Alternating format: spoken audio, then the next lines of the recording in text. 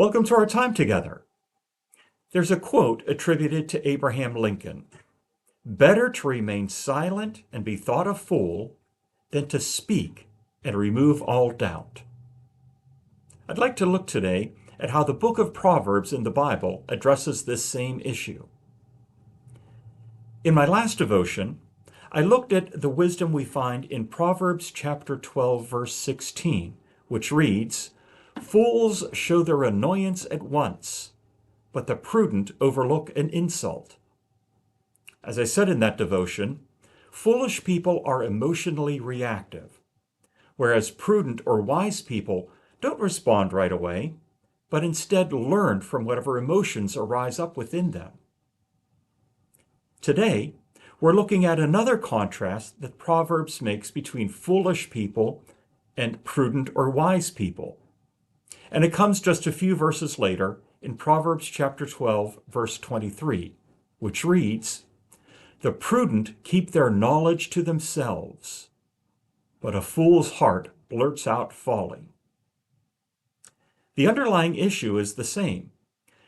Proverbs 12:16 and Proverbs 12:23 both talk about the impulsive reactivity of a fool versus the restraint of a wise person. Verse 16 is about how to respond to what other people say or do. But verse 23 that we're looking at today deals with what we do with our own inner thoughts and ideas.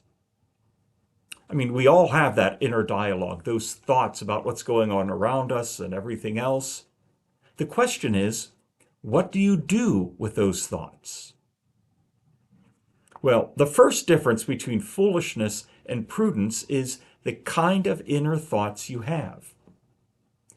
What you're thinking inside of yourself might be wise, or it might be foolish. And this is the first way to differentiate one's character. Are you someone who is wise or someone who's foolish?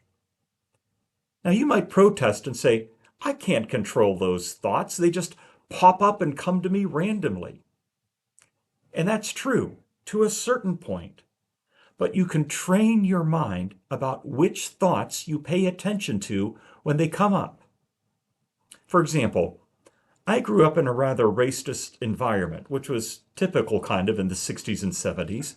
It wasn't so much my family as the community around me. And so every now and then, a racist thought pops up inside of me, and it shocks me because that's not who I want to be. Now, if I were to focus on these thoughts when they come, they'll start to play a bigger role in my psyche and in who I am. The answer is not to suppress them, because they're still going to be there, but instead to let them pass without focusing on them or dealing with them. Over time, those thoughts will lose their power. Unfortunately, foolish people don't recognize their own folly. So when in doubt, maybe it's a good idea to follow Honest Abe's advice and remain silent. But this leads to my second point, which is the main thrust of Proverbs 12:23. Keep your own counsel. You don't have to dispense your pearls of wisdom to other people. Because fools are trying to prove themselves, they try to win other people's respect. And they think that if they share what they believe to be important ideas, they will gain that respect. As I talked about in the last devotion, foolish people might be relying on others to build up their self-esteem. They need their affirmation and praise to make them feel good about themselves. And so in their eagerness to gain that respect, they often shoot themselves in the foot. Or it just might simply be that foolish people don't have the self-control and restraint to filter what they say to other people. Prudent or wise people, on the other hand, aren't out to prove themselves to anyone.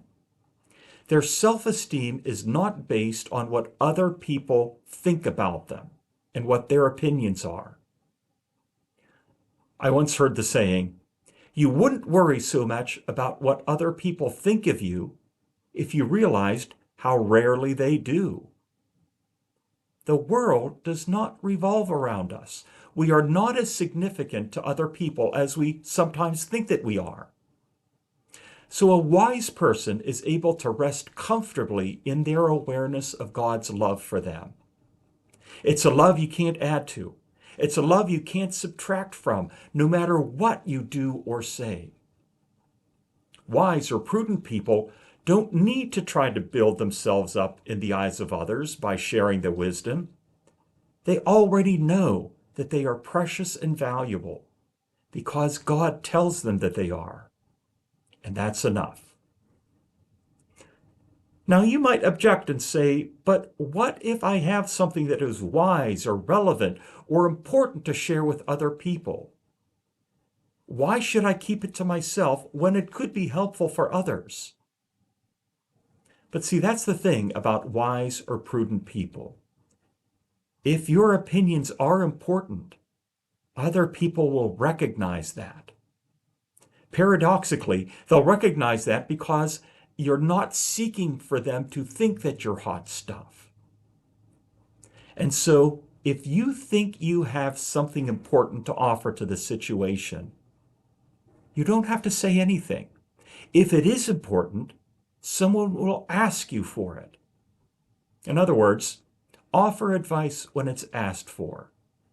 Don't assume that it's wanted and volunteer it. Would you pray with me, please? Lord, first help us to recognize how much you love us, how deeply you value and appreciate us. And as we are aware of this, let that awareness help us to be comfortable and become less anxious about wondering if we're good enough and try to do things to prove that we're good enough or say things to try to make it seem as though we are good enough or wise enough. But as we rest in your love, Lord, and as we seek to train our minds to the kind of thoughts that we pay attention to, help us to realize that our advice will be asked for when it's needed, and we don't have to volunteer it. Amen. Thanks for joining me. We'll talk again later.